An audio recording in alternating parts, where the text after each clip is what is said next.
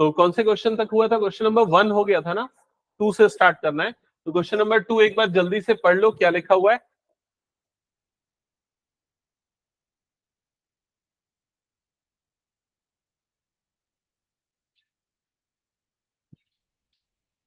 हाँ, इधर पे ध्यान, क्वेश्चन को पढ़ना है। क्वेश्चन नंबर 2 में लिखा है the product of two consecutive positive integers is 306।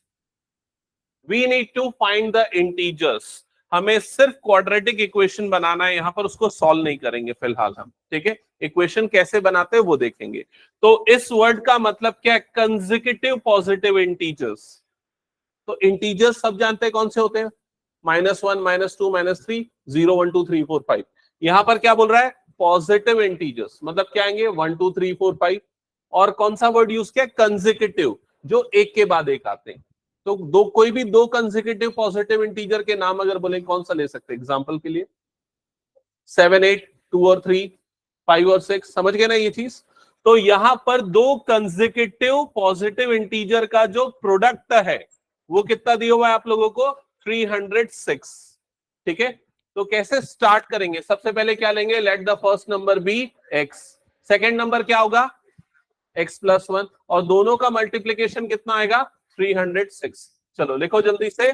Late the first number be x, let the first number be x, so the second number will be x+1. Now according to question,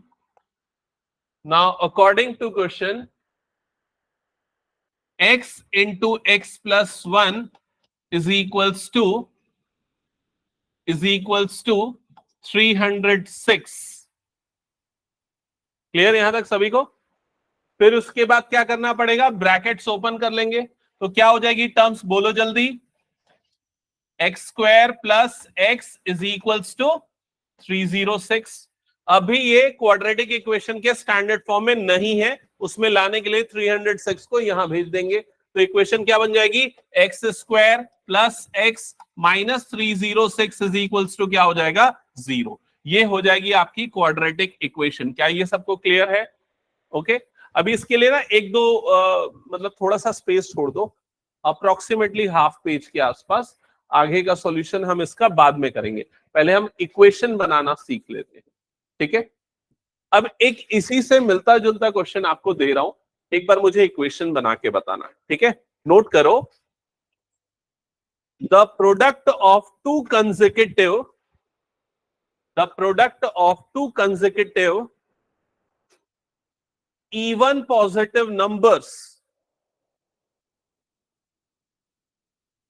the product of two consecutive even positive numbers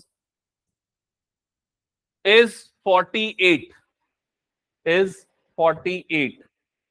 find them, full stop। तो इस question में क्या बोल रहा है? दो consecutive even numbers है और उनका प्रोडक्ट कितना है? 48। तो कौन से होंगे वो दो नंबर्स? कैसे स्टार्ट करेंगे बताओ। जैसे यहां पर हमने x और x+1 लिया, तो इस क्वेश्चन के लिए क्या करना पड़ेगा? x और दूसरा नंबर क्या होगा? x+2। और इक्वेशन में क्या चेंज हो जाएगा? First number x, second number x+2, और इन दोनों का मल्टीप्लीकेशन कितना आ जाएगा? 48। क्या ये क्लियर सबको? समझ में आ गया श्रेष्ठ? ओके, ठीक है, हटाते हैं, नेक्स्ट क्वेश्चन पे आगे बढ़ते हैं। नेक्स्ट क्वेश्चन देखो जल्दी से।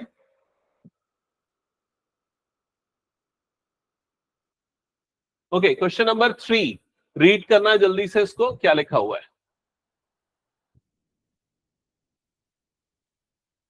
Rohan's mother is 26 older than him. तो रोहन की मदर की एज रोहन से 26 ईयर ज्यादा है। The product of their edges 3 years from now will be 360। मतलब 3 साल बाद दोनों की एज का प्रोडक्ट कितना हो जाएगा? 360। ये समझ में आया?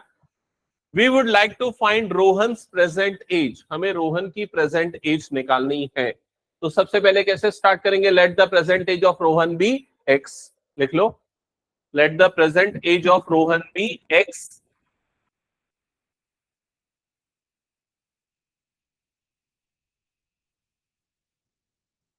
तो उसके मदर की प्रेजेंट एज क्या होगी?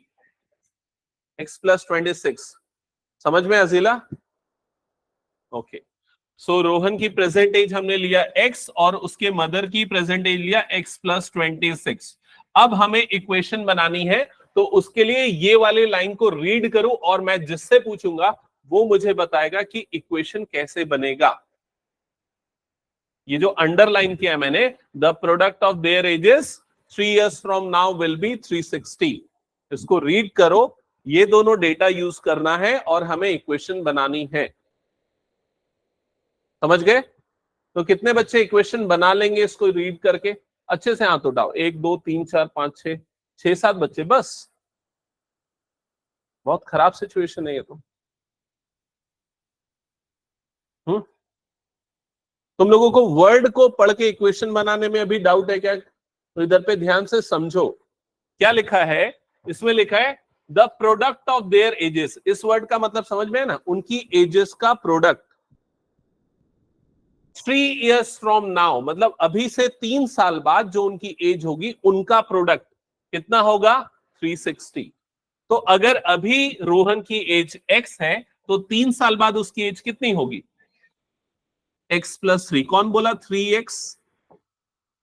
ठीक है, ये गलती मत करो, ध्यान से समझो, +3 होगा। ठीक है, अगर अभी उसके मदर की एज इतनी है तो 3 साल बाद मदर की एज कितनी हो जाएगी? +3 ऐड करना पड़ेगा उसमें भी, तो कितनी हो जाएगी? x plus 29। क्या ये क्लियर हुआ? अब 3 साल बाद इन दोनों की एजेस इतनी है और इनका प्रोडक्ट कितना दिया हुआ है? 360। तो उसको मल्टीप्लाई करेंगे और दैट इज इक्वल्स टू कितना आ जाएगा? 360। समझ में आया? ये अभी बनेगा अगली बार से समृद्धि श्री। ओके, जल्दी से इसको सिंप्लीफाई करो, स्टैंडर्ड फॉर्म में लिखो, क्या आएगा? आ गया? तो जब मल्टीप्लाई करेंगे तो x इंटू एक्स मल्टीप्लाई होगा, सबसे फर्स्ट टर्म बनेगी एक्स स्क्वायर, फिर 3 इंटू एक्स मल्टीप्लाई होगा तो बन जाएगा 3x, फिर ये x 29 से मल्टीप्लाई होगा तो प्लस 29x बनेगा, फिर ये 329 से मल्टीप्लाई होगा तो 3 इंटू 29 इज इक्वल टू 360। और यहां पर ये x square as it is, ये वाले दोनों नंबर्स ऐड होके कितना बन जाएगा? 32x। और 3 इंटू 29 कितना होता है? 87, तो प्लस 87।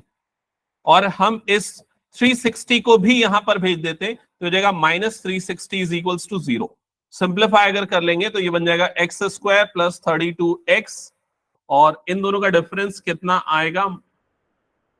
माइनस नेगेटिव आएगा, और ये कितना होगा? -273। आ गया सभी का ये? इससे मिलता जुलता एक क्वेश्चन मैं बोलता हूं, ठीक है? आप लोग उसको इक्वेशन के फॉर्म में बना के दिखाना।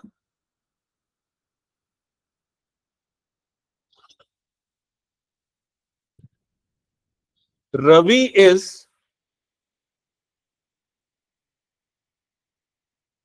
30 years younger than his mother.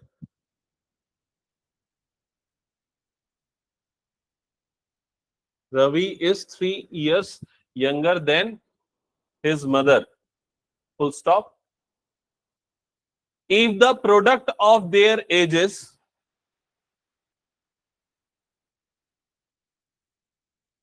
if the product of their ages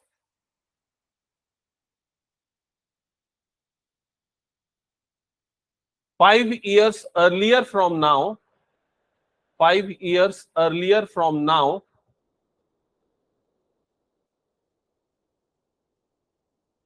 is 205, is 205. Represent this situation in the form of quadratic equation. Represent this situation in the form of quadratic equation. ठीक है, अब इसको equation बना के बताना है। सभी बोलना मत, अपना आंसर अपनी नोटबुक में लिखना, मैं जिससे पूछूंगा वही आंसर करेगा।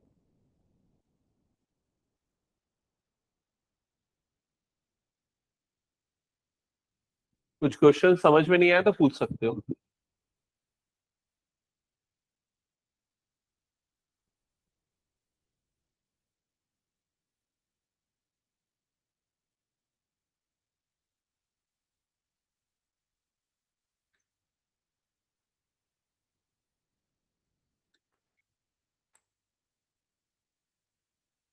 अच्छा, इस क्वेश्चन में एक्स किसे ले रहे हो ये बता दो बस मुझे।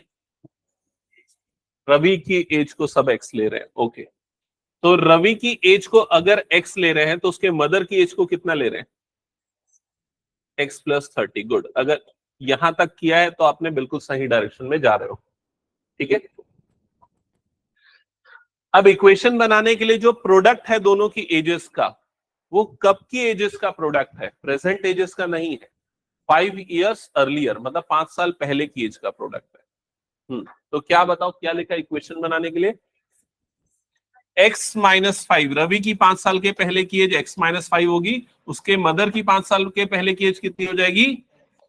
x+25, क्योंकि इसमें से भी -5 किया तो कितना हो जाएगा ये? 25। और इन दोनों का प्रोडक्ट कितना आ जाएगा? कितना बोला था मैंने? 205। ये कितने बच्चों ने बना लिया यहां तक? ओके गुड, चलो बेटर है।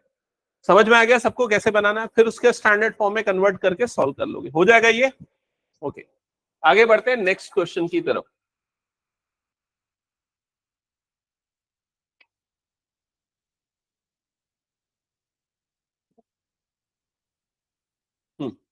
नेक्स्ट क्वेश्चन में क्या लिखा है पहले ध्यान से पढ़ो इस क्वेश्चन को। और मैं जैसे हर बार बताता हूं, ट्रेन वाला क्वेश्चन, बस वाला क्वेश्चन, स्पीड डिस्टेंस टाइम वाला क्वेश्चन बहुत इंपॉर्टेंट होता है। और इसके लिए आपको सिर्फ एक चीज अच्छे से पता होनी चाहिए, speed is equal to distance upon time. बाकी इन सबको बदल बदल के अलग अलग बन सकता है। क्लियर? तो क्वेश्चन को ध्यान से पढ़ लो पहले। A train travels a distance of 480 km at a uniform speed. If the speed had been 8 km per hour less, then it would have taken 3 hours more to cover the same distance. We need to find the speed of the train. तो last वाली line में उसने बता दिया कि आपको x किसे लेना है। यहां पर आपको स्पीड ऑफ द ट्रेन निकालना है, तो आप x किसको लोगे? स्पीड ऑफ द ट्रेन को। चलो ट्राई करो उसको एक बार।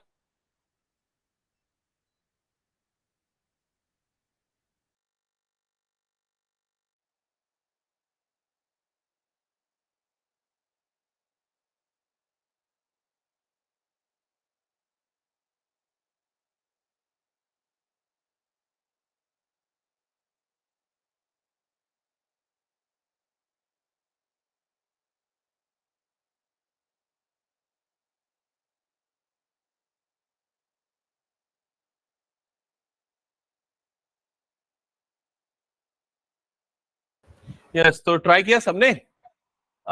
तो यहां पर फर्स्ट आप लिखोगे let the speed of train be x kilometre per hour. Let the speed of the train be x kilometre per hour. Okay, so इस क्वेश्चन के अकॉर्डिंग टोटल कितना डिस्टेंस कवर कर रहे हैं? 480 किलोमीटर का। तो एक रफ में लिख लो, डिस्टेंस कवर्ड जो है वो कितना है? 480 किलोमीटर। ठीक है, स्पीड है x kilometre per our.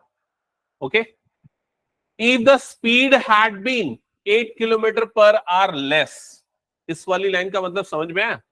if the speed had been 8 kilometre per our less, then it would have taken 3 hours more to cover the same distance. तो स्पीड अगर कम हो जाएगी तो टाइम ज्यादा लग जाएगा। तो अगर स्पीड 8 किलोमीटर पर आवर कम हो गई है तो कितना टाइम ज्यादा लग रहा है? 3 आवर्स का टाइम जो है वो ज्यादा लग रहा है। तो यहां पर दो टाइम है, एक तो यूजुअल टाइम और दूसरा डिलेड होने के कारण जो एक्स्ट्रा टाइम लगा वो। क्या ये समझ में आया सबको? तो जो डिलेड होने के कारण जो टाइम लगा वो 3 घंटे ज्यादा है यूजुअल टाइम से। तो हम यहां पर इक्वेशन बनाएंगे टाइम की, और टाइम की इक्वेशन बनेगी कुछ इस तरीके से, T1 minus T2 is equal to 3 hours. T1 मतलब जो डिले होने के कारण जो एक्स्ट्रा टाइम लगा वो हो गया, T2 एक्चुअल में जो उसको टाइम लगना था। क्या ये क्लियर हो गया सबको? अब टाइम का फॉर्मूला क्या होता है? स्पीड तो ये हो गया, तो टाइम क्या होता है बताओ? डिस्टेंस अपॉन स्पीड, ये होता है। यहां डिस्टेंस तो आपका फिक्स है, डिस्टेंस कितना कवर करना है उसको? 480 किलोमीटर का। लेकिन स्पीड चेंज हो रही है। यूजुअल स्पीड उसकी x+8 थी, लेकिन अगर ट्रेन स्लो हो गई तो उसकी स्पीड कम हो गई। कितनी कम हुई? 8 किलोमीटर पर आवर कम हो गई, मतलब स्पीड कितनी हो जाएगी? x-8। क्या ये क्लियर हो गया सबको? तो यहां पर ये जो T1 जो ज्यादा टाइम हमें लग रहा है, वो हम निकालने के लिए डिस्टेंस अपॉन, डिस्टेंस मतलब 480 करेंगे अपॉन स्पीड में वो जो कम वाली स्पीड है वो लिखेंगे। तो क्या लिखेंगे यहां पर x माइनस 8, तो हमें मिल जाएगा ये वाला टाइम। ये समझ में आएगा सब? एक बार एकदम ध्यान से देखो इधर, ये क्लियर हुआ कि नहीं बताओ मुझे। टाइम कैसे निकाला मैंने? डिस्टेंस अपॉन स्पीड से। डिस्टेंस मैंने 480 लिया जो फिक्स है दोनों सिचुएशन में, स्पीड मैंने कम वाली स्पीड ली है, क्लियर। माइनस T2, T2 मतलब वो वाला टाइम जो उसको एक्चुअल में टाइम लगना था, तो एक्चुअल में कितना टाइम लगना था, तो डिस्टेंस अभी भी उतना ही है अपॉन स्पीड, तो उसकी एक्चुअल में स्पीड कितनी होनी थी, x होनी थी। तो 480 upon x is equal to कितना आ जाएगा 3। क्या ये समझ में आया? अब ये बताओ, अगर मैं इन दोनों टर्म को इधर उधर बदल दूंगा तो भी क्या ये सही रहेगा? नहीं, वो गलत हो जाएगा। और मैं बता रहा हूं 90% बच्चे ना यही गलती करते हैं, वो ये समझ नहीं पाते इसको पहले लिखना है या इसको पहले लिखना है। समझ गए? तो टाइम किस में ज्यादा लगेगा? जहां पर स्पीड कम होगी। स्पीड दोनों में किस में कम है? इसमें कम है, तो ज्यादा टाइम पहले आएगा और कम टाइम बाद में आएगा। समझ गए ना? इसको दिमाग में डाल दो और ये गलती तुम लोग मत रिपीट करना। ओके, तो अभी हमने इसकी इक्वेशन तो बना दी, लेकिन ये क्वाड्रेटिक इक्वेशन के स्टैंडर्ड फॉर्म में नहीं है। उसको लाने के लिए क्या करना पड़ेगा? सिंप्लीफिकेशन करना पड़ेगा। यहां तक लिख लिया सबने? चलो इसके बाद चालू करते हैं जल्दी से इसको सिंपलेस्ट फॉर्म में या स्टैंडर्ड फॉर्म में लाने के लिए क्या क्या करना है। तो पहले तो एलसीएम लेना पड़ेगा दोनों तरफ। तो इधर पे एलसीएम क्या आ जाएगा? इसके डिनोमिनेटर में x माइनस 8 है, यहां पर x है, तो क्या आ जाएगा x माइनस 8 इंटू एक्स। क्या ये समझ में आ गया सबको? ये वाला x मल्टीप्लाई होगा इस 480 के साथ, तो ये कितना बन जाएगा? 480x बन जाएगा। ये क्लियर? बीच में माइनस है तो ये आ गया माइनस, और इस 480 से क्या मल्टीप्लाई होगा? इसका डिनोमिनेटर जो कि क्या है x माइनस 8 है, तो इससे मल्टीप्लाई होगा x माइनस 8। क्लियर सबको? Is equal to right side में हमारे पास क्या था? 3 था। ओके ओके यहां तक। अब इसके बाद ब्रैकेट ओपन करो न्यूमरेटर में, तो यहां पर 480x एज इट इज, ये माइनस 480x बन जाएगा, माइनस 480x बन गया। और उसके बाद जब ये माइनस 480 माइनस 8 से मल्टीप्लाई होगा तो माइनस माइनस क्या बन जाएगा? प्लस बन जाएगा। क्या आएगा मल्टीप्लीकेशन बताओ जल्दी? 8 इंटू 0, ये हो गया 0। 8 8 जा 64 का 4, इधर पे आ गया 6। 8 4 जा 32 प्लस 6 38, तो ये बना 3840। क्लियर? डिनोमिनेटर में क्या बचा है हमारे पास? x minus 8 into x, right side में क्या है? 3। ये दो स्टेप क्लियर सबको? अब उसके बाद बताओ अगला स्टेप क्या करें?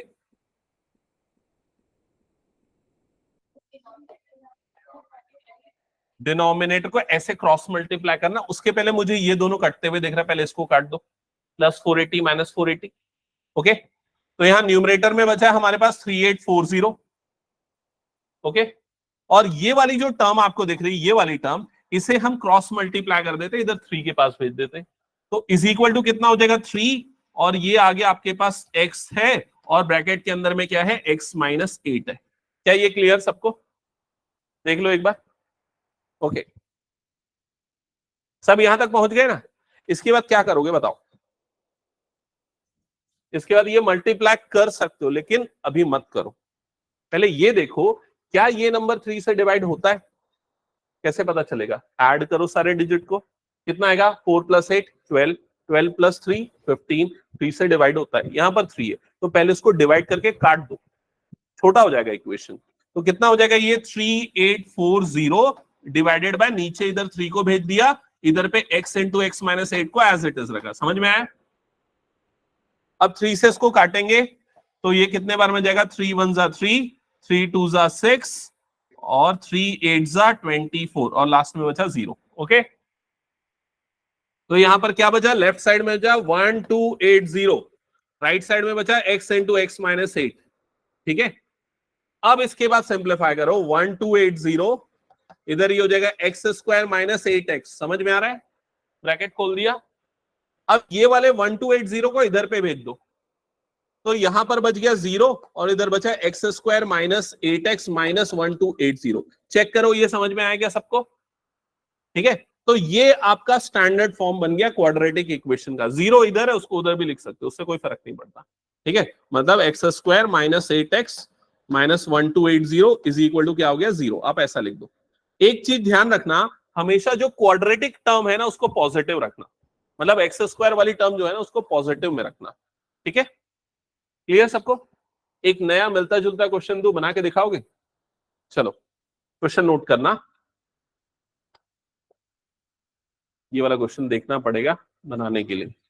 हाँ, क्वेश्चन लिखना, a train travels a distance of 500 kilometer at a uniform speed. 500 kilometer at a uniform speed.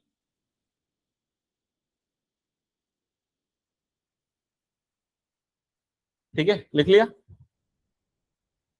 If the speed had been, if the speed had been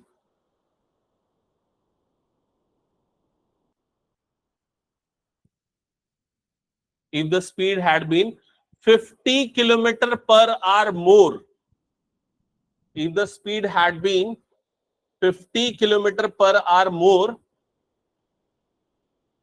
then it would have taken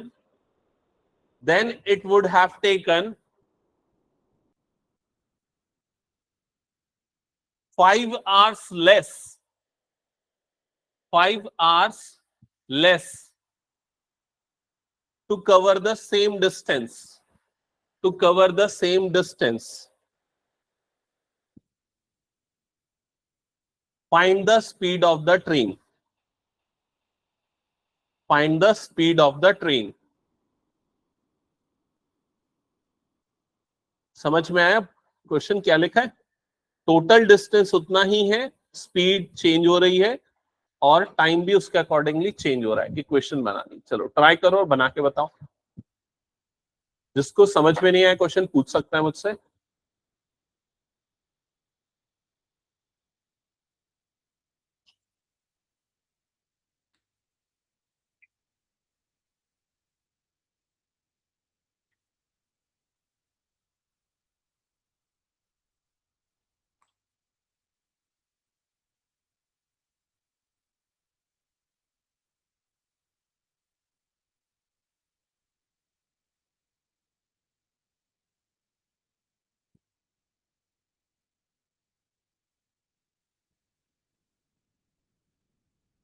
okay, इसी से मिलता जुलता question लिया। सबसे पहले आप start करोगे कि डिस्टेंस लिख लोगे। डिस्टेंस तो फिक्स है, वो कितना है? 500 किलोमीटर का, ठीक है। अब जो फाइंड आउट करना है स्पीड, स्पीड को आप मान लोगे x किलोमीटर पर आवर। फिर उसके लिए फॉर्मूला ध्यान में रखना, speed is equal to distance upon time वाला, है ना? अब डिस्टेंस फिक्स है लेकिन स्पीड चेंज हो रही है। नॉर्मली उसकी speed x kilometre per our थी, लेकिन उसकी स्पीड चेंज हो गई। और कितनी हो गई बताओ? नई स्पीड कितनी हुई? x plus 50। उसकी स्पीड बढ़ गई और कितनी बन गई? x plus 50 kilometre per our. क्योंकि यहां पर लेस था, मैंने उसकी जगह पे क्या बोल दिया? मोर बोल दिया। तो न्यू स्पीड जो होगी, न्यू स्पीड वो बन जाएगी x प्लस 50। ये बच्चे समझ गए कि नहीं? सभी के सभी बताओ जल्दी। x plus 50 kilometre per our. अब जो पहले उसको जितना भी टाइम लगता था, अब उसको कितना टाइम कम या ज्यादा लग रहा है? अब कितना टाइम लग रहा है उसको? 5 आवर्स लेस। अब उसको 5 घंटे कम लग रहे हैं। तो पहले उसको 3 घंटे ज्यादा लग रहे थे, अभी यहां पर क्या बोल रहा है? 5 घंटे कम लग रहे हैं। क्या ये क्लियर हो गया? तो मतलब यहां टाइम का डिफरेंस T1 माइनस T2 की जो वैल्यू है वो कितना आ जाएगा यहां पर? 5 आवर्स। क्या ये समझ में आ गया सबको? जैसे पहले T1 माइनस T2 3 था, यहां पर T1 माइनस T2 क्या आ गया? 5। अब ये T1 की वैल्यू कैसे निकालेंगे? Time is equal to what? Time is equal to क्या होता है? डिस्टेंस अपॉन स्पीड, ठीक है। तो यहां पर डिस्टेंस तो हमेशा सेम है, तो न्यूमरेटर में दोनों में कितना आएगा? 500। समझ गए? डिनोमिनेटर में क्या आएगा बताओ? T1 वाले डिनोमिनेटर में स्पीड किसको लेंगे? x को लेंगे या फिर इसको लेंगे? x को लेंगे। समझ गए ना? जहां स्पीड कम है वहां टाइम ज्यादा है, जहां स्पीड ज्यादा है वहां पर टाइम कम है। तो यहां पर क्या आ जाएगा? x plus 50। और ज्यादा में से ही कम को माइनस करना है। क्लियर हो गया सबको ये चीज? इज इक्वल टू कितना आ गया? 5। वैभवी को लगता है ये समझ में नहीं आया, यहां पर इसको पहले क्यों लिया, है ना? देखो पिछले क्वेश्चन में क्या था ये x माइनस 8 आ रहा था, तो स्पीड कम थी, है ना। अभी क्या रहा है x प्लस 50। आप ये देखो बस, ये दोनों नंबर में कौन सा नंबर बड़ा होगा, x बड़ा होगा कि x प्लस 50 बड़ा होगा? ये बड़ा होगा। तो जिसमें स्पीड ज्यादा है उसमें टाइम क्या लगेगा, कम लगेगा। तो हमेशा ज्यादा टाइम में से कम टाइम को माइनस करेंगे। समझ में आई ये चीज? पिछली बार क्या आ रहा था, x माइनस 8 था और इधर पे क्या था, x था। तो x वाली स्पीड ज्यादा थी, ये वाली स्पीड कम थी। स्पीड कम मतलब टाइम ज्यादा, दोनों एक दूसरे के रेसिप्रोकल है। ये क्लियर हो गया सबको? इक्वेशन बना लोगे इसको फिर? ओके, चलो इक्वेशन कंप्लीट करो, इसकी स्टैंडर्ड इक्वेशन बनाओ और एक काम करो, इस क्वेश्चन को सॉल्व करके बताओ, मतलब x की वैल्यू निकाल के बताओ मुझे।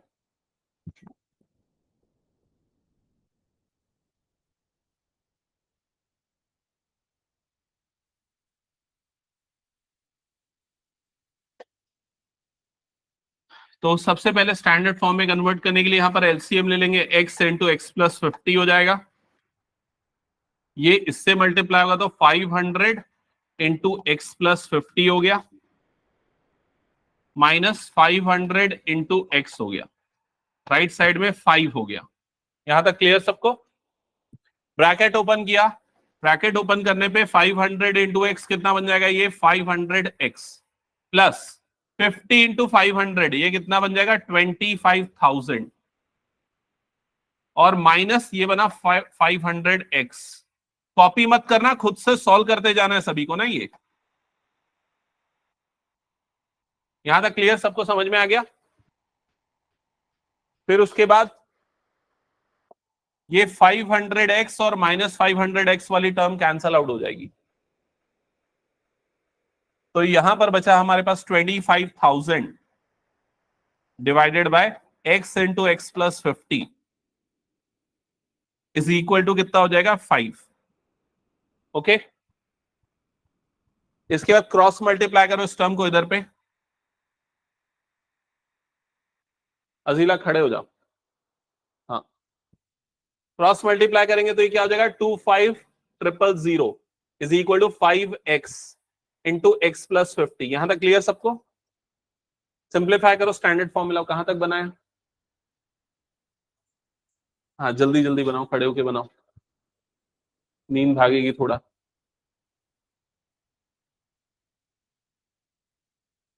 आगे x की वैल्यू कितनी आ रही है? नहीं इक्वेशन नहीं, मुझे x की वैल्यू तक चाहिए फाइनल आंसर। ओके चलो चेक करते हैं, यहां तक बना सबका? इसके बाद देखो क्या करोगे, ये 5 इधर क्रॉस मल्टीप्लाई कर देंगे, 25,000 डिवाइडेड बाय कितना हो जाएगा, 5। इधर पे क्या बचेगा, x इंटू एक्स प्लस 50। एक बार चेक करो यहां तक आया क्या? बैठ जाओ। फिर उसके लिए 5 से कटेगा तो कितने बार में जाएगा, 5 5 जा 25 और इधर पे क्या बचा, ये 000। क्या ये क्लियर? तो ये बना 5,000 और राइट साइड में ब्रैकेट खुलेगा तो क्या हो जाएगा, एक्स स्क्वायर प्लस 50x। क्या ये क्लियर हो गया सबको? स्टैंडर्ड फॉर्म में लाने के लिए 5,000 को इधर शिफ्ट कर देंगे, तो इधर पे बचा 0 और ये हो जाएगा एक्स स्क्वायर प्लस 50x और ये कितना हो जाएगा, माइनस 5,000। क्या ये क्लियर सबको? आगे एक्स का वैल्यू ओके चेक करते हैं, यहां तक आ गया सबका? तो हमारे पास स्टैंडर्ड इक्वेशन ये बनी है, x square plus 50x minus 5,000 is equals to कितना बना है, 0। अब हमें मिडिल टर्म को ऐसे स्प्लिट करना है कि जिनको मल्टीप्लाई करने पे हमें कितना मिले, माइनस 5,000 मिले। हाँ बताओ किसमें स्प्लिट होगा?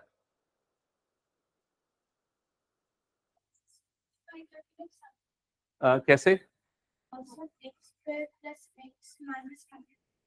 क्यों कैसे? यहां पर अगर 50 होता तो तुम 50 से डिवाइड कर सकते थे, यहां 50 नहीं है ना, ठीक है, तो ये ऐसा ही रहेगा। यहां तक आया ना सबको समझ में? बताओ किसमें स्प्लिट होगा? हाँ श्रेया बताओ। गुड, 100x माइनस 50x, तो ये स्प्लिट हो जाएगा 100x माइनस 50x, क्योंकि 100 इंटू 50 कितना होगा, 5,000 और एक प्लस एक माइनस है। ओके, यहां गया minus 5,000 is equals to 0। Okay, फिर उसके फर्स्ट पेयर से कॉमन निकालेंगे तो ये क्या बन जाएगा, x और ये क्या बन जाएगा, x प्लस 100। यहां से क्या कॉमन निकलेगा, -50, और ये क्या बन जाएगा, x प्लस कितना बचेगा 100 इज इक्वल्स टू क्या हो जाएगा 0। तो x प्लस 100 एक फैक्टर हो गया, दूसरा फैक्टर क्या हो गया x माइनस 50। समझ में आ रहा है सबको, ये दोनों टर्म को एक एक करके 0 करेंगे। यहां से x की वैल्यू बताओ कितनी आएगी, -100, तो स्पीड नेगेटिव नहीं हो सकती, इसलिए ये करेक्ट नहीं है। यहां से x की वैल्यू कितनी आ जाएगी 50 किलोमीटर पर आवर। समझ गए ना। तो पहले मैं आंसर दिमाग में सोच लिया था कि क्या लेना है, उसके बाद क्वेश्चन फ्रेम किया था। ठीक है, ओके, हटा दो फिर इस क्वेश्चन को मैं। अच्छा, अगर मान लो इसी क्वेश्चन में पूछा होता कि what will be the usual time of this train, usually इस ट्रेन को कितना टाइम लगेगा अगर वो अपनी नॉर्मल स्पीड से चलती है, तो क्या होगा आंसर, 10 आवर्स। कैसे 10 आया, क्योंकि स्पीड, उसकी यूजुअल स्पीड कितनी है 50, डिस्टेंस कितना कवर कर रहा है 500, टाइम के लिए क्या करोगे, distance divided by speed, 500 divided by 50, तो कितना आ जाएगा 10 आवर्स। क्या ये क्लियर सबको। चलो नेक्स्ट क्वेश्चन पे आते हैं। तो ये बन गया, तो अब आगे है एक्सरसाइज 4.2। यहां पर आपको क्वाड्रेटिक इक्वेशन सॉल्व करना है, जो आप क्लास 9th में भी करते आ रहे थे। अभी यूजिंग फैक्टराइजेशन मेथड हमको करना है, तो जल्दी से देख लेते हैं स्प्लिटिंग द मिडिल टर्म वाला। ओके, तो फर्स्ट इक्वेशन जल्दी से नोट डाउन कर लो, x square minus 3x minus 10 is equals to 0। ये फर्स्ट इक्वेशन है। स्प्लिटिंग में जिनको प्रॉब्लम जाती है, एक बार फिर से बता रहा हूं, ध्यान से समझना। सबसे पहला काम आपको करना है कि आपको जो भी इक्वेशन दी हुई है उसे स्टैंडर्ड फॉर्म से कंपेयर कर लेना है। स्टैंडर्ड फॉर्म ये होता है, कंपेयर करके आप ए बी और सी की वैल्यू निकालोगे। लिख लो यहां पर, तो ए की वैल्यू यहां पर क्या आ जाएगी 1, बी की वैल्यू यहां पर कितनी आ जाएगी -3, सी की वैल्यू यहां पर कितनी आ जाएगी -10। ये क्लियर। ये करने के बाद फिर आप क्या करते हो, a इंटू सी का प्रोडक्ट निकालते हो, a इंटू सी। तो यहाँ a1 है, c -10 है, तो मल्टीप्लीकेशन कितना आ जाएगा -10। अब आपको मिडिल टर्म को ऐसे स्प्लिट करना है कि जिनका मल्टीप्लीकेशन कितना आ जाए -10। तो ये करने का दो तरीका होता है, समझो यहां पर। दोनों तरीकों में ना ज्यादातर हम क्या करते हैं, हम ये a इंटू सी के फैक्टराइजेशन निकालते हैं, वो एक तरीका है। लेकिन वो कई बार बड़े नंबर में ना बहुत कॉम्प्लिकेटेड हो जाता है। तो मैं आपको दूसरा तरीका बताता हूं। दूसरा तरीका क्या है, जैसे यहाँ b की वैल्यू कितनी आई है -3, तो आप b से देखो कि किस में स्प्लिट करें। तो यहाँ पर -3 है, आप कोई भी दो ऐसे नंबर लो जिनका डिफरेंस -3 आता हो। तो जैसे मैं एक नंबर ले लेता हूं -4 और दूसरा नंबर ले लेता हूं +1, दोनों का डिफरेंस -3 है, दोनों का मल्टीप्लीकेशन कितना है वो देख लो, कितना आएगा बोलो जल्दी, -4। तो ये नहीं आ रहा है -10। अगला लेते हैं तो उसको एक और बढ़ा देते हैं, तो क्या ले लेंगे इसको -5, तो इसको क्या लेंगे +2, दोनों का डिफरेंस -3, मल्टीप्लीकेशन क्या आएगा -10। आ गया समझ में। तो ये दूसरा तरीका भी फॉलो कर सकते हो अगर पहले तरीके में मुश्किल जाती है। तो इसका मतलब हमें पता चल गया कि मिडिल टर्म इसका किस में स्प्लिट होने वाला है, -5x और +2x में स्प्लिट होने वाला है। ओके, क्लियर सबको ये, कुछ डाउट है क्या।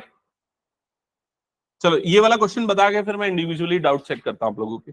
ये होने के बाद फिर पेयर बनाएंगे, फर्स्ट पेयर से कॉमन निकलेगा x, यहां पर बच जाएगा x -5, दूसरे वाले में से क्या कॉमन निकलेगा +2, तो क्या बच जाएगा यहां पर भी x -5 is equals to 0। x -5 दोनों जगह पे है, तो x -5 निकल जाएगा कॉमन, और दूसरा जो फैक्टर है वो क्या बच जाएगा यहां पर x +2 इज इक्वल्स टू क्या हो जाएगा 0। ओके, फिर उसके बाद दोनों को एक एक करके 0 करेंगे, x -5 को इक्वल टू 0 करेंगे, जिससे x की वैल्यू हमें मिल जाएगी 5, और दूसरी बार x +2 को इक्वल टू 0 करेंगे, जिससे x की वैल्यू मिल जाएगी -2। तो ये जो दो वैल्यूज मिली है हमें x की, इन्हें क्या बोलते हैं, करेक्ट, इसे हम जीरोस भी बोल सकते हैं अगर पॉलिनोमियल की बात कर रहे हैं, इसे हम रूट्स भी बोलते हैं, इसे हम सॉल्यूशंस भी बोलते हैं। तो जीरोस बोले या रूट्स बोले या सॉल्यूशंस बोले, सारी चीजें सेम सेम है। समझ गए ना ये चीज। ओके, तो ये क्लियर हो गया। तो स्टार्ट करो क्वेश्चन सॉल्व करना 2 3 4 5, और जिसको जिसको जो जो प्रॉब्लम जा रही पूछो, लेकिन क्वाड्रेटिक इक्वेशन सॉल्यूशन स्प्लिटिंग से आ जाना चाहिए सभी को। हाँ रुद्राक्ष बताओ, कुछ डाउट।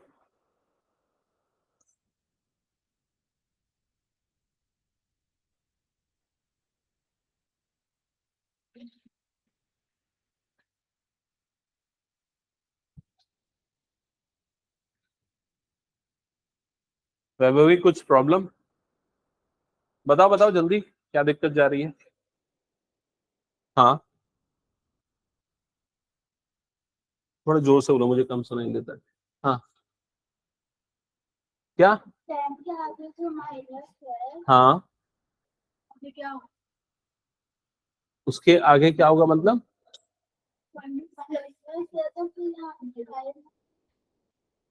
देखो, सबसे पहले ना हमने ए और बी और सी के वैल्यू निकाला, इसमें कोई डाउट तो नहीं ना? फिर मुझे a इंटू सी चाहिए, तो 1 इंटू -10 मतलब ये आ गया। अब तुम ये पूछ रहे हो कि इसके आगे +2 और इसके आगे -5 क्यों लिया, ये डाउट है क्या?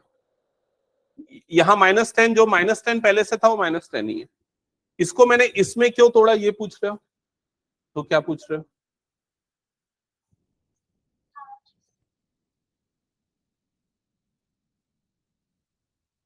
मतलब ये वाले के सामने अगर माइनस रहता है तो 5 और 2 में माइनस क्यों लिया? सुनो अभी, इधर ध्यान से सुनना। देखो, जैसे क्या है, हमारा a इंटू सी जो है ना, वो हमारा नेगेटिव आया है ना, और हमारा मिडिल टर्म क्या है यहाँ पर, -3 है।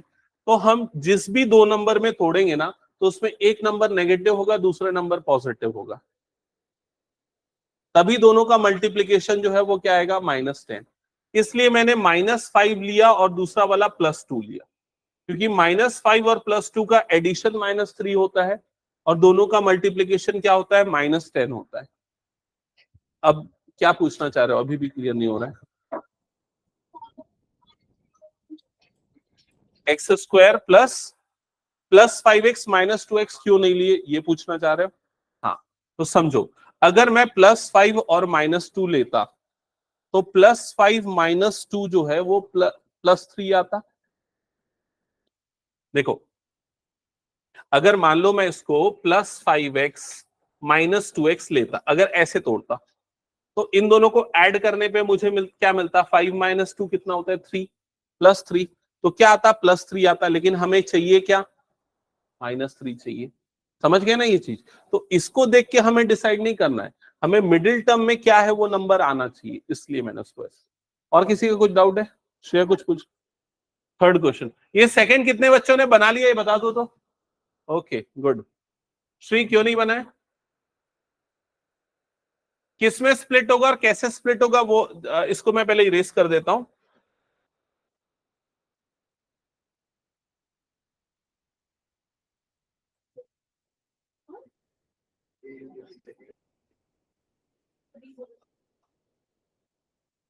रुक जाओ, पहले मैं सेकंड बता रहा हूं। जिनका थर्ड बन रहा है ट्राई करो, थोड़ा सा और ट्राई करो, और जिसका सेकंड नहीं बना इधर जल्दी से देखो।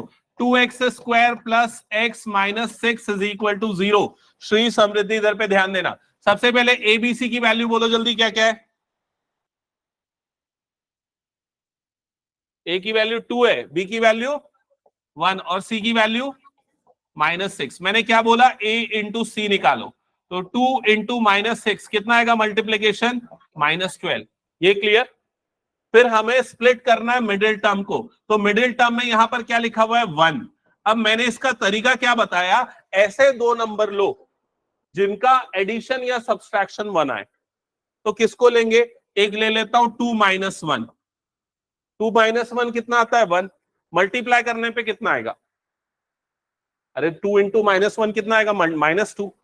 चाहिए क्या हमें, -12, तो ये नहीं है। अगला नंबर, इसमें एक और डिजिट बढ़ा दो, तो क्या ले लेंगे इसको, 3, और इसको क्या ले लेंगे हम, -2। मल्टीप्लीकेशन कितना आएगा दोनों का, -6। एडिशन दोनों का कितना आएगा, 1, ये भी नहीं है। एक और बढ़ा दो, क्या लेंगे अगला नंबर, 4, और इधर पे क्या लेंगे, -3। समझ गए? दोनों का एडिशन 1 आएगा, दोनों का मल्टीप्लीकेशन -12। समझ गए ना? तो ये स्प्लिट होगा 2x² +4x - 3x -6 = 0 पे। ओके,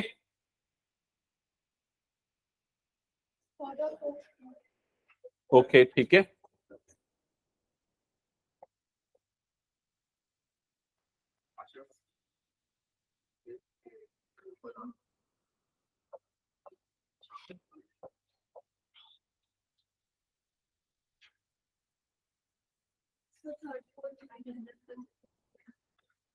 सब बन गया? ओके, तो इधर पे मैं थर्ड बता देता हूं। तुम लोगों का हुआ कि नहीं ये जल्दी बताओ। सेकंड, जिसका सेकंड बचा है अभी थोड़ा सा रुक जाओ और सीधे सीधे क्वेश्चन नंबर 3 पे ध्यान दो। क्वेश्चन नंबर 3 क्योंकि ज्यादा मुश्किल है और ऐसे क्वेश्चन आने के चांसेस ज्यादा है। थर्ड किसका किसका बन चुका है अभी?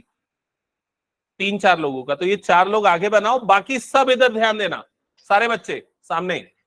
ये आपका क्वेश्चन नंबर 3 दिख रहा है सबको? सबसे पहले स्टैंडर्ड फॉर्म से कंपेयर करके एबीसी निकाला। ए की वैल्यू क्या हो गई? √2। बी की वैल्यू क्या हो गई? 7। सी की वैल्यू क्या हो गई? 5√2। अभिनव फिर क्या करते हैं बताओ जल्दी। अरे इतना टाइम नहीं है, ए इंटू सी निकालते हैं। ए इंटू सी, इन दोनों का मल्टीप्लीकेशन, √2 इंटू 5√2, ये आ गया इन दोनों का मल्टीप्लीकेशन। क्लियर?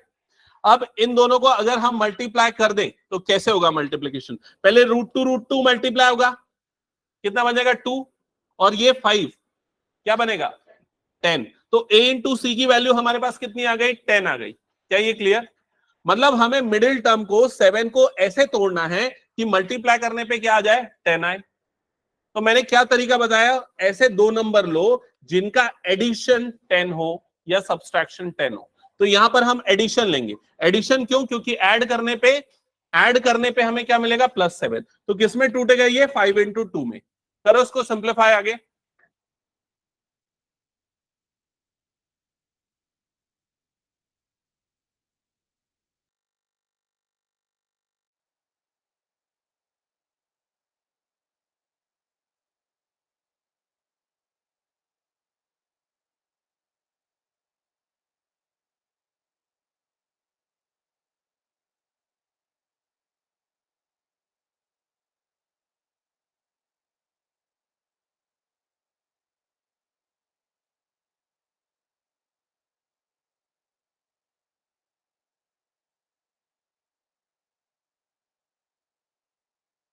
हाँ, तो ये समझ में कैसे हमने इसमें तोड़ा है? 5 × 2 में। 5 × 2 कितना हो जाएगा? 10। 5 + 2 कितना हो जाएगा? 7। ये क्लियर सबको? ठीक है। अब आप उसको अलग अलग मेथड से, अच्छा दोनों पॉजिटिव क्यों लिए ये समझ में आया कि नहीं? दोनों पॉजिटिव इसलिए लिए क्योंकि दोनों पॉजिटिव है, मल्टीप्लीकेशन क्या आएगा? पॉजिटिव। क्लियर ये चीज? ओके, तो यहां पर हमने स्प्लिट कर दिया, इसे लिखा √2x², आखिरी वाला +5 √2 एज इट इज। पहले और आखिरी वाले में कुछ भी डिफरेंसेस नहीं है। बीच वाला जो 7x है उसको लिखेंगे 5x + 2x। ये क्लियर ना सबको? हाँ, अब प्रॉब्लम आएगी कॉमन कैसे निकाले। तो पहले वाले पेयर में से कॉमन निकालने में कोई प्रॉब्लम नहीं है। यहां पर भी x है, यहां पर भी x है, और कुछ भी कॉमन नहीं है, तो सीधे सीधे क्या निकाल लो? x निकाल लो कॉमन। तो क्या बच जाएगा बताओ ब्रैकेट के अंदर में? √2x + 5, यही बचेगा। सेकंड वाले में कैसे कॉमन निकाले कि मुझे मेरे पास यही बचे? तो देखो इधर ध्यान देना, ये वाला जो 2 है ना, इसको तोड़ेंगे √2 में। 2 को हम क्या लिख सकते हैं? √2 × √2 लिख सकते हैं, और फिर ये वाला x आ गया। तो मैंने 2x को ऐसे लिखा, ये सबको क्लियर? चेक कर लो। और +5 √2 as it is equal to 0। अब देखो क्या कॉमन निकलेगा दोनों में से। सबको क्लियर कि नहीं? तो यहां से निकला √2 कॉमन, ब्रैकेट के अंदर बोलो जल्दी क्या बचा? √2x + 5 इज इक्वल टू क्या हो गया? 0। और यहां पर x, और यहां पर भी ब्रैकेट के अंदर वही बचा हुआ है, √2x + 5। अब देखो दोनों में √2x + 5 है, दोनों को निकाल देते बाहर। तो √2x + 5 निकल गया बाहर। तो बताओ क्या बचा ब्रैकेट के अंदर? यहां पर x + √2। तो ये वाला x + √2 इज इक्वल टू 0। क्या ये क्लियर सबको? अब ये वाली टर्म को एक बार इक्वल टू 0 कर दो, और एक बार ये वाली टर्म को इक्वल टू 0 कर दो। ठीक है, तो यहां से x की वैल्यू क्या आ जाएगी? -√2। यहां से बताओ x की वैल्यू क्या आएगी? Correct, √2x is equals to -5, और x की वैल्यू आएगी -5/√2। ओके, लेकिन जनरली क्या करते हैं पता है? हम जब भी आंसर निकालते हैं ना, तो डिनोमिनेटर में इररेशनल टर्म, मतलब रूट वाले टर्म नहीं होने चाहिए, उनको हटाना पड़ेगा। तो कैसे हटाते हैं? रैशनलाइज करके। यहां रैशनलाइज करने के लिए ऊपर और नीचे किससे मल्टीप्लाई कर देंगे? √2 से। क्लियर ये चीज? तो ऊपर नीचे √2 से मल्टीप्लाई होगा, तो नीचे वाला टर्म बन जाएगा 2, ऊपर वाला टर्म बन जाएगा -5 √2। ये क्लियर सबको? हो गया, बन गया सभी का, शेष बन गया। ओके, नेक्स्ट स्टार्ट करना है क्वेश्चन नंबर 4। क्वेश्चन नंबर 4 में ये 1/8 हो सकता है आपको परेशान कर रहा हो, तो आप ये कर सकते हो, पूरी इक्वेशन को मल्टीप्लाई कर दो 8 से। ठीक है, ऐसा कर सकते हैं, क्योंकि राइट साइड में 8 इंटू 0 क्या हो जाएगा, 0। इधर पे ये कितना बन जाएगा, 16, यहां पर आ जाएगा 8, और इधर से नीचे वाला 8 हट जाएगा। बिल्कुल एलसीएम भी ले सकते हैं। कौन सा वाला, फोर्थ में बताऊंगा ये इरेज करने के बाद। ये हटा दूं क्या मैं, हो गया तो ओके ठीक है, इसको हटा के फिर मैं नेक्स्ट क्वेश्चन एक्सप्लेन करता हूं।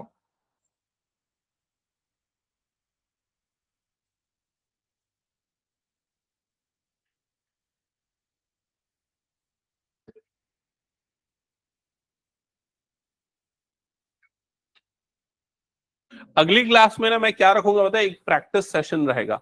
अपन एनसीईआरटी सॉल्व नहीं करेंगे, हम 10 से 20 क्वेश्चंस लेंगे, सिर्फ और सिर्फ क्वाड्रेटिक इक्वेशन के मिडिल टर्म स्प्लिट करने वाले, समझ गए ना। और उसको एकदम अच्छे से सॉल्व करना है, सबको प्रैक्टिस कर देना है। मैं आज ही सोचा था करने के लिए, लेकिन आज टाइम नहीं मिला। अरे सबको सीखना है ना, क्या करूं, तेरे को बन गया, तू टेस्ट दे देना है, काम करना है, ठीक है। हाँ ठीक है, ओके ठीक है। तो इधर पे देखो, नेक्स्ट क्वेश्चन नंबर 4 पे ध्यान देना। यहाँ पर ये 1/8 वाला जो टर्म आ रहा है, फैक्टर में आ रहा है, तो उसको सिंप्लीफाई करने के लिए हमारे पास दो तरीका है।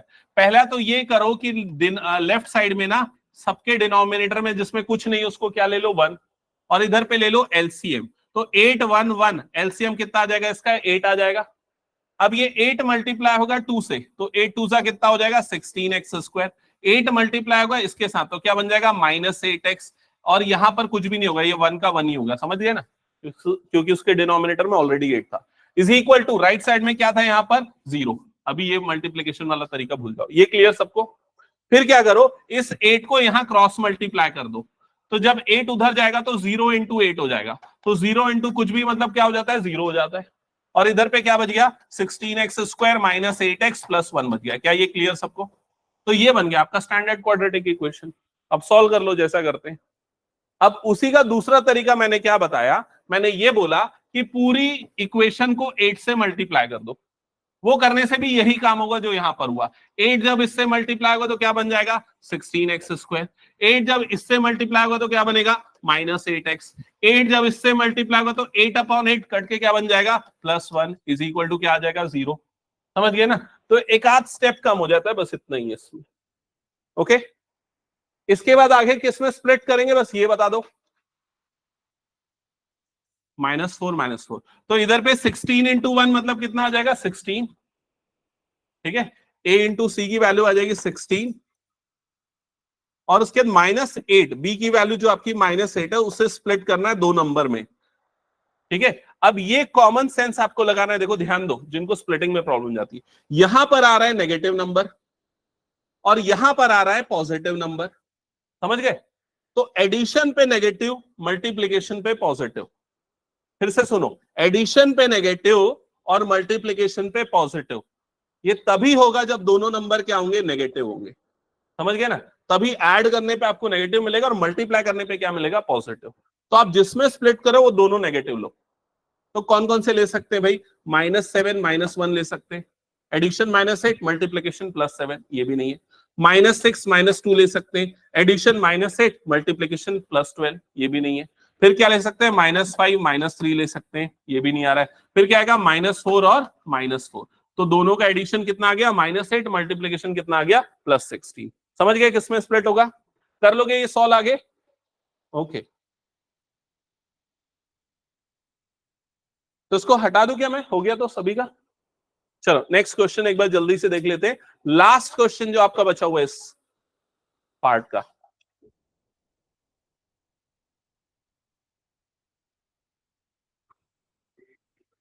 तो सबसे पहला काम जैसे मैंने बोला, ए बी सी आइडेंटिफाई कर लो। ए हो गया 100, बी हो गया -20 और सी हो गया 1। ठीक है, फिर उसके बाद ए इंटू सी की वैल्यू कितनी आ गई, यहां पर 100 आ गई। यहां तक क्लियर, एक बार चेक कर लो। ओके, ए इंटू सी आ गया 100। इसके बाद समृद्धि बताओ कैसे करेंगे स्प्लिट, बताओ।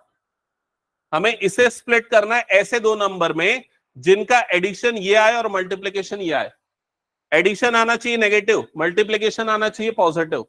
तो जो दोनों नंबर जिसमें स्प्लिट होगा वो दोनों नंबर क्या होंगे? नेगेटिव। बताओ कौन से दो नंबर लिए जाए? हाँ जिला बता रहे हो, करेक्ट, -10 और -10। तो किसमें स्प्लिट हो जाएगा? -10 एंड -10 में। ये वाली प्रैक्टिस करके रखनी है सबको, समझ गए ना? तो आगे ये सॉल्व कर लोगे कंटिन्यू इसको, ठीक है? कुछ नोट करना है तो कर लो, फिर और कुछ क्वेश्चंस मैं बता देता हूं आज के लिए। हटा दूं ना इसको? और क्वेश्चंस ये हैं, टोटल ये 20 क्वेश्चंस हैं। ये आज मैं व्हाट्सएप कर दूंगा आप लोगों को ये 20 क्वेश्चंस, ठीक है? ये सारे बच्चों को ट्राई करके आने हैं, और इसके अलावा और 10-15 क्वेश्चंस मैं अगली क्लास में प्रैक्टिस कराऊंगा। जो एकदम श्योर हो गए कि हाँ मुझे अब स्प्लिटिंग बन जाता है, फैक्टराइजेशन बन जाता है, उनके लिए एक टेस्ट रखूंगा छोटा सा, ठीक है? ओके, तो एंड करें आज की क्लास? ठीक, थैंक यू। कुछ पूछना है किसी को? डाउट पूछ सकते हो।